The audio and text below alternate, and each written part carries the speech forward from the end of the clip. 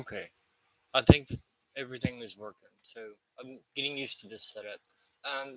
Hey everyone, my name is Storm Chandler.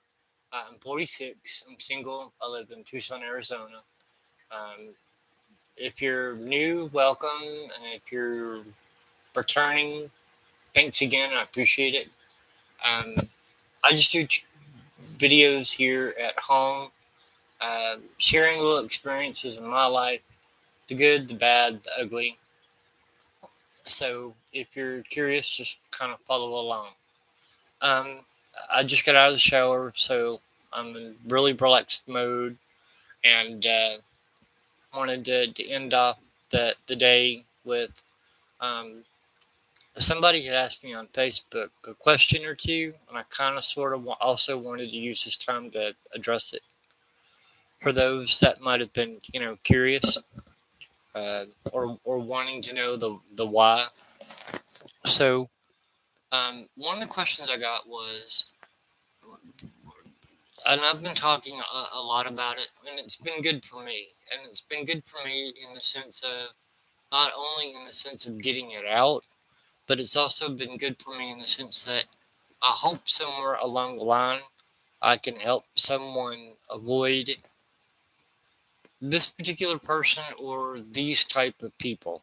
So either or, whatever works for you. Again, though, I do want to clarify, I'm not a doctor. I'm not a psychologist. I'm not a counselor.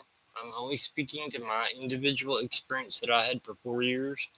So if you have doubts about a particular situation that you're in, please go see somebody that's licensed and accredited and trained in psychology, or a counselor or psychiatrist, somebody specializes in normal behavior. So I'm just going to leave that there again. This is my own personal experience that I've uh, dealt with. So for your particular situation, you need to go talk to a pro if you feel like you should. Um, Somebody was asking, well, why did I feel the need to speak out on, this issue? Because narcissism in general, and it's because after studying and reading, I've talked to a couple of professional people, and I had mentioned it before in a couple other videos that I'd done, that I am, in therapy, and I am learning a lot about myself, but I'm also learning a lot about this disorder, and it's what it is. It's a disorder. Again, this is not about the difficult guy next door or your difficult instructor, or someone having a bad day. This is not the same thing, so be very careful with the way that you kind of typecast there, because that can backfire. I'm talking about an acute, chronic, steady, long-term pattern of unhealthy negative behavior.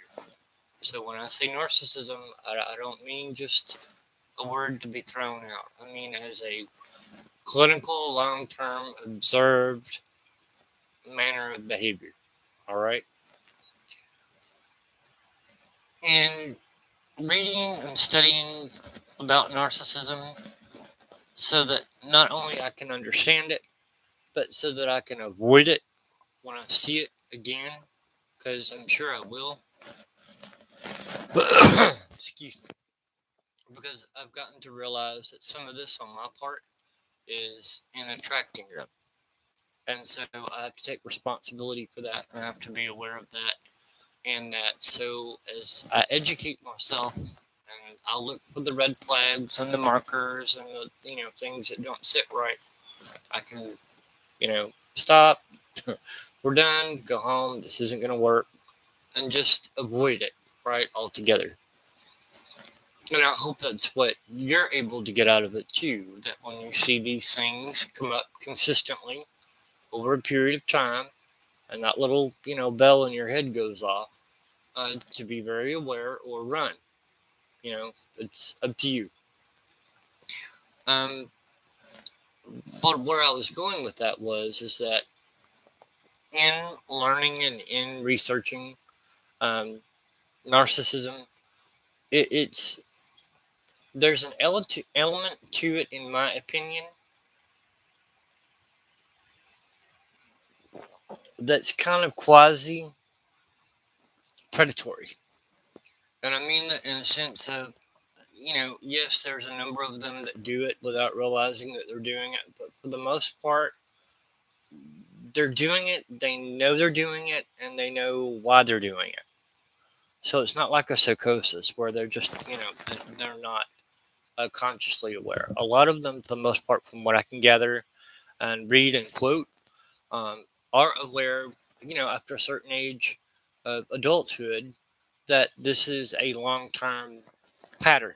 This is a thing that happens with them and they know it.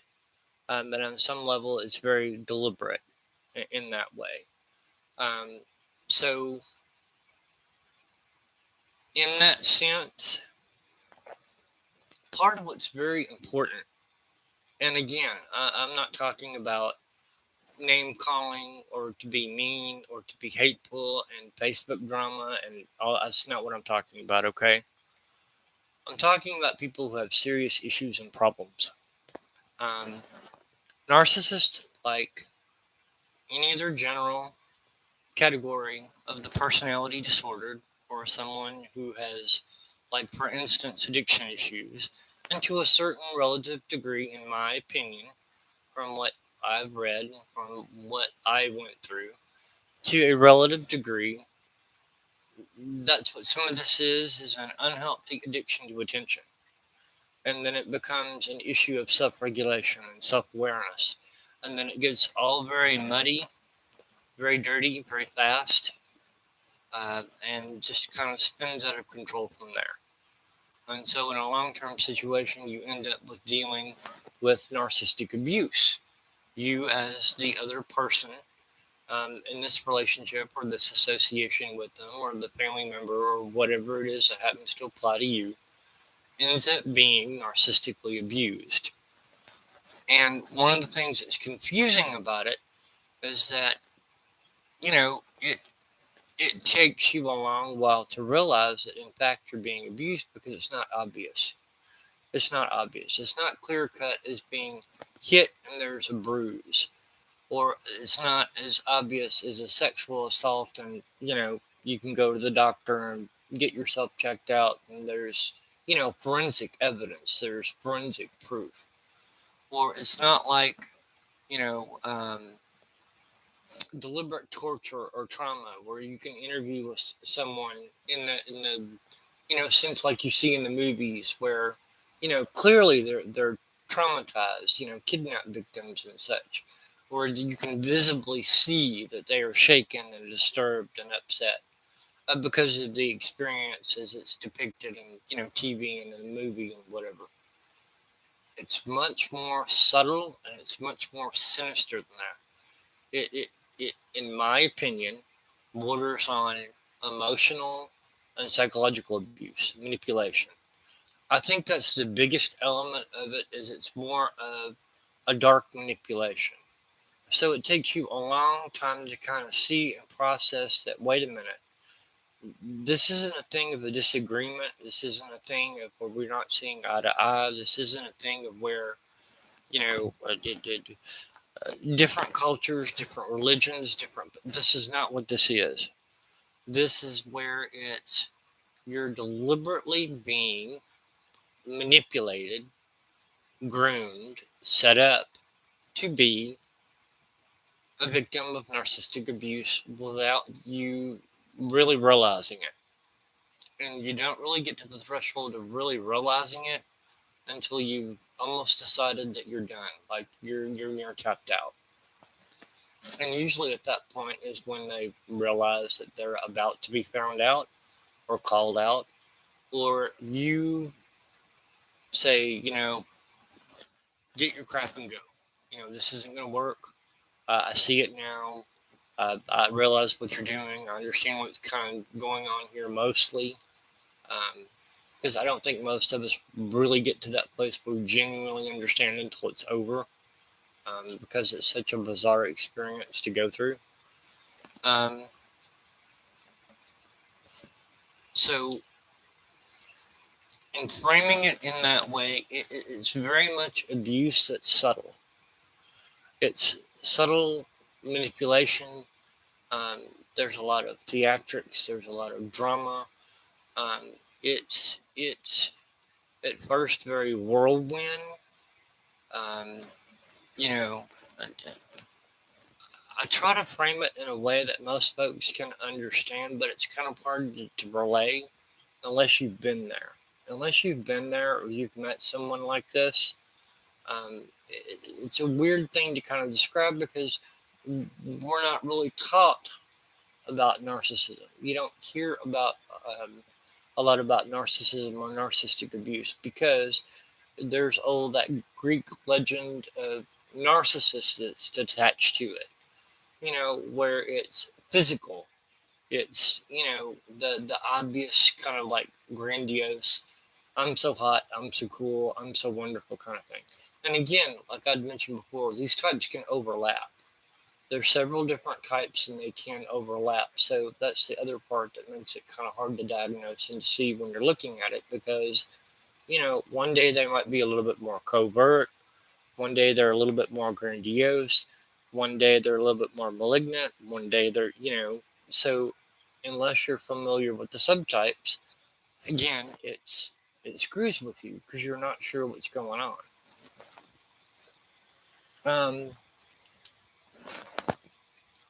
And the other question I got was, why did I choose to speak up?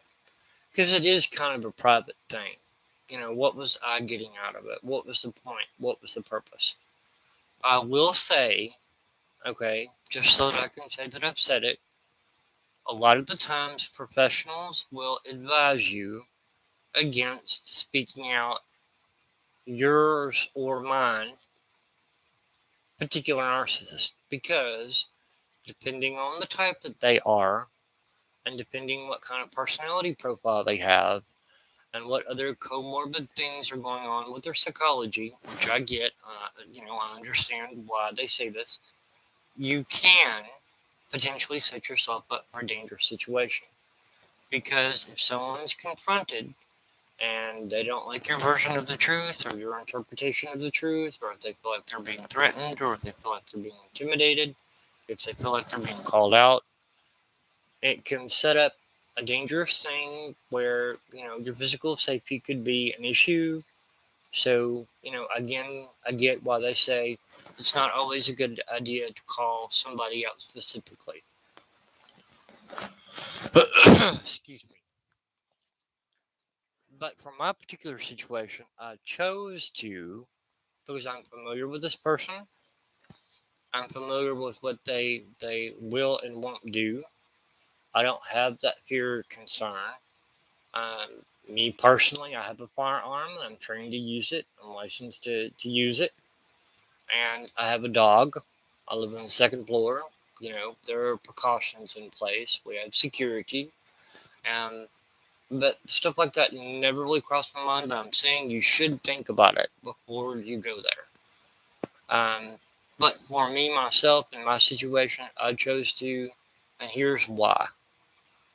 Two big reasons why I personally chose to call someone out. Okay, because a good number of time has passed. I don't feel the need now to specifically name a name because I'm kind of beyond that by now. But if you know who it is, that's great. Feel free to chat, share whatever amongst yourselves, private messages, whatever. But in public from here on out, I'm going to specifically try very hard not to use their name because I'm just beyond that point now. There's no need to specifically call someone out.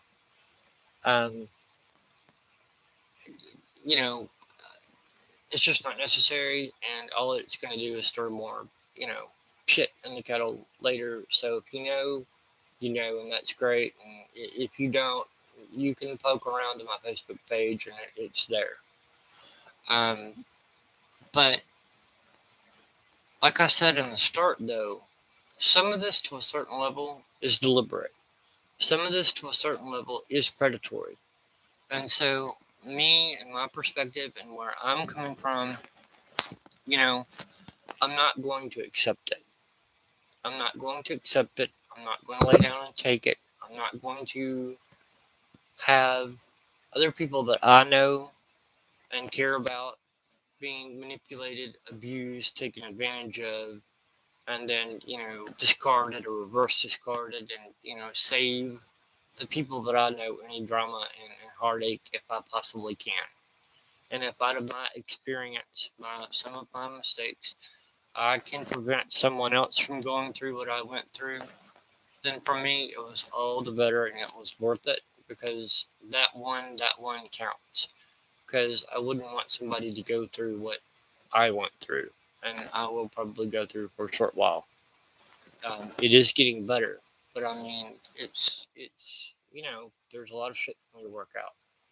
So, at any rate, just like any other type of abuse, one of the reasons that it goes on, one of the reasons why it goes on for so long, is because they are in part counting on mine, they're counting on yours, they're counting on the next person, and the next person, and the next person to be silent.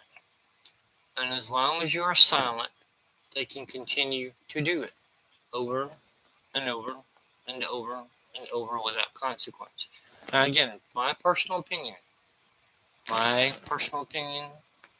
I don't think that's cool. I don't find that acceptable. I don't find it acceptable for people to go deliberately out and do some form of harm. Um, but that's just me. If you're a pacifist and you're not bothered by it, and you're intellectually superior or whatever, and that you choose to take a higher road, more power to you. I think that's great and that's awesome. And if you choose to take what some deem as the more mature road, and that works for you, that's wonderful. Maybe I've got a couple of shortcomings of my own that I need to look at, and maybe I will in time. But I'm not going to take it. I'm not going to lay down and take it. I have never laid down and taken anything my entire life, and I'm certainly not going to start now in the middle of it. I'm near 50. I'm not going to take abuse. I'm not going to take the victim label anymore. I'm not going to allow other people to be abused if there's some reasonable things that I can do to stop it or to prevent it. And, after hearing all the warnings and whatnot, if you choose to still go there, that's on you now. I tried. But I'm not going to be silent. I'm not going to be silent and be victimized and, crying in therapy and crying my eyes out and, woe is me kind of thing. Because I'm past that point now. Am I a little angry about it? Sure, I probably will be for a little while. But this is not coming from bitterness. This is not coming from rage. This is not coming from jealousy. This is not coming from envy. I'm calling it out because it's not right. It's not okay to do to people. That's what this has all been for. Um, not only for my benefit, but for yours as well. So that y'all can avoid these kinds of people and these kinds of situations. You have to remember, these people are very emotionally fragile. They're very emotionally sensitive. They're very emotionally hypersensitive. They have a bunch of issues that are going on in their head that they need to tend to, that need to be addressed. I understand where a lot of it in general comes from. I understand that these are people that have been abused and traumatized, things that happened in their childhood and their step parents and their foster homes and whatever when they were kids, when they were teenagers. And I get that, and as sympathetic as I am to that story and that situation, it is not okay for people in their adult lives to make conscious choices to abuse other people. And that's just the bottom line to that. That's how I see it. The other thing that was asked to me was,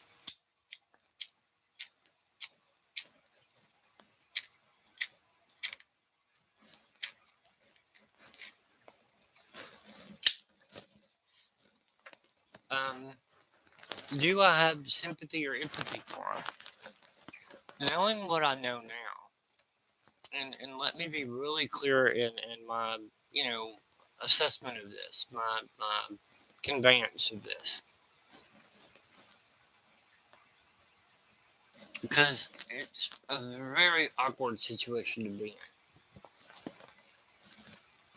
Having just said what I said about understanding their backstories and kind of where it came from and where it all started, you know, lack of guidance, lack of communication, lack of therapy, lack of, you know, a proper home or proper support, lack of self insight, lack of self esteem, lack of a lot of things that kind of fell through the crack. I get it. It's not their fault because I don't want anyone ever out there to take the point of view that, you know, because you were abused as a child, that in some way makes you a horrible person. I want to be really clear in that. You are not responsible for your past younger traumas and woes and abuse and problems. That's not what I'm saying. What I'm saying is, though, as an adult, you do have a responsibility to be self aware and reflective and sensitive and empathic and in tune with yourself enough to know what your issues and stuff are and tend to it. And so, you know, if you think you're one of these people, please get help. Please get professional help and follow your you know, doctor, your clinician, your counselor's advice. It can get better, but you got to work on it. You got to take it seriously and you got to work on it. And you need to be alone. One of the big driving forces in narcissism is their fear, their anxiety of abandonment, and their fear and anxiety of being alone, which is actually what they need. They need to be alone. They need to be left alone with the help, with the assistance of a counselor, a doctor, a psych nurse, you know, a psychiatrist, a psychologist to work out these issues because they are using you to make themselves feel good about themselves to dodge their issues. And that's not going to help you and it's not going to help them. You know why? Because I tried it. I tried. You know, people thinking, well, you know, I can love their problems away. I tried it. It doesn't work. I tried it for 4 years. No amount of wine or roses or love or sex will ever be enough. You cannot love away their issues. You cannot love away their problems. It only gets worse. It only gets worse as they get older until they get help and put a stop to it. No amount of I love yous, no amount of snuggling with them, no amount of flowers, no amount of nice dinners, no amount of anything will ever be enough to satisfy them because they're not satisfied with themselves. It's a fear of being average. It's a fear of being normal. It's a fear of not being good enough. And that's not something that any of us can fix. I tried. You know, again, this is, you know, I admit where I played into some of this. And some of this is, you know, my perspective. But that's what they need. They need therapy and to be alone and to be left alone. You know, to socialize and have friends and stuff, that's cool, that's fine. But in an intimate situation, by and large, you know, everyone's a little bit different. But by and large, that's actually what they need. They need to be left alone to tend to their own issues, to straighten their own head out before it gets better and before they can get help and you know, turn their lives around and do something different. You know, you being there is just going to place you in the center of fire. Again, that's just my opinion, my experience, but you know, everyone kind of has to decide for themselves. Um, One of the other things that I had read too that kind of piqued my interest, and we're near that time, and I touched on it kind of before, is the holidays are quickly coming, and that On average, narcissists tend to get worse in general right around holidays because the attention is usually not centered on them. And then when it is centered on them, they have a flair for drama. Something's not right. Something's not cooked right. You ask me to do something. I have to go do something. I have to go pick something up. You ask them to go pick this up, to do this, to clean this up. Because it's the holidays, people are coming and going and all that good stuff, normal holiday stuff. And it adds to their stress and their anxieties, their fears about themselves. And so, since they're not able to manage themselves, drama and chaos follow because it's a distraction to keep their heads, them out of their own heads, they think, to distract from their issues. But what they actually end up doing is making everyone's life miserable and difficult, starting drama. It's a big theatrical thing. I can't do anything right. I never seem to make you happy.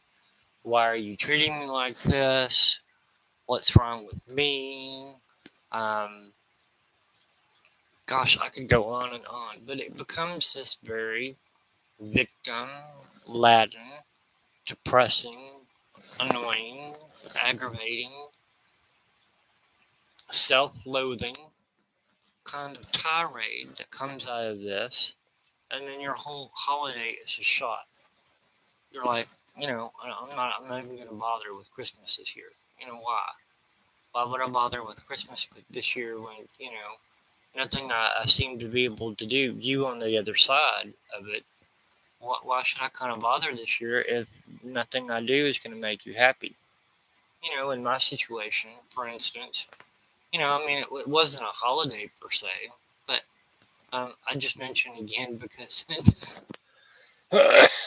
excuse me, a slight sense, I'm still somewhat annoyed by it, but that's fine. Um, you know, just because shits and grins, I spent $350 on a fish tank for this person that was in my life to make them happy, to appease them, to give them something that they wanted. And, like any teenager, that teenage mentality, 2-3 weeks passed by and the nostalgia wore off. The prettiness and the shininess wore off. And in that, you know, giving a gift to someone and, a gift like that, and I get where that's not normally a good thing to do, but this had been kind of discussed and we talked about it at some length. And, there's work and there's maintenance involved and, water changes you got to do and so on and so on. So they were kind of prepared, right? Because I'm not just going to drop money without being sure that it was going to, work out, because I have enough to do throughout my day anyway without one more thing. And yes, this person is working. They're working a full shift. They're working every day, except 2 days off. And, there's that too, right? So I get it. So, of course, it was discussed. And so they said that they wanted it. He said he wanted it. So I got it. The nostalgia wore off. He worked on it like 2 or 3 times, maybe 4. Helped me fill it a couple of times, and the nostalgia wore off. He got bored. They get bored with stuff. They get bored with stuff real fast because the distraction is worn off. So in that sense, with the holidays coming, do the best you can, but have realistic expectations. So you either end up having to kind of dodge some during the holidays, or you just have to go into it going, okay, this is what it's going to be.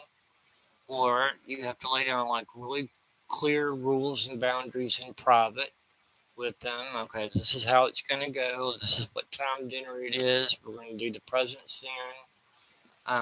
You might want to, be sure to throw out some appropriate, thank yous and consideration and appreciation and empathy. And I get where that conversation to have with another adult, but I mean, that's some of what they need. Because otherwise they won't get it and it'll turn into a shit show. Or you just have to say, we're going to do it low key this year. We're going to keep it kind of quiet here at home. And, I don't think we're going to be, having a lot of folks at the house and just keeping them at arm's length. But that part's kind of up to you. But with the holidays coming, it's a weird thing because they want to be all the attention, but then on the same token, they don't know what to do with the attention when they get it. So it ends up being this weird, you don't know what to do thing, right? And generally that's how it goes with narcissists as a whole, as a general, whole.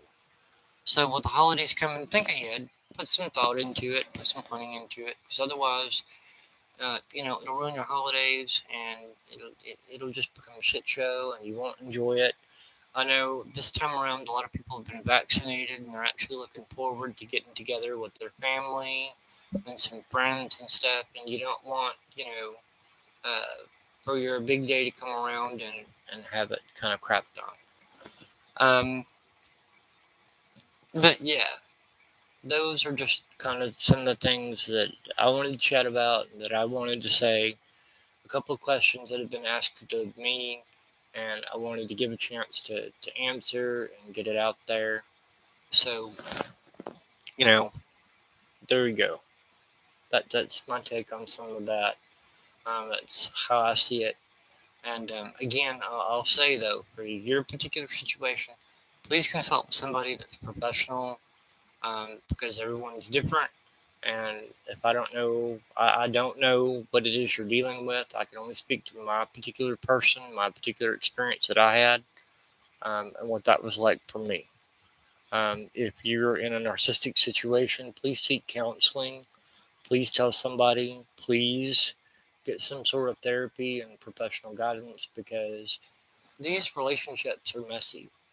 They're messy, and they're messy by design. Um, and it's not an easy thing to navigate by yourself. Um, whether it be for a month or 4 years. These things are not fun to go through, and you need to have somebody to talk to. You need to have somebody that you can trust. You need to be able to, talk it out in a, safe, secure way. So, this has actually gone a little bit over what I wanted.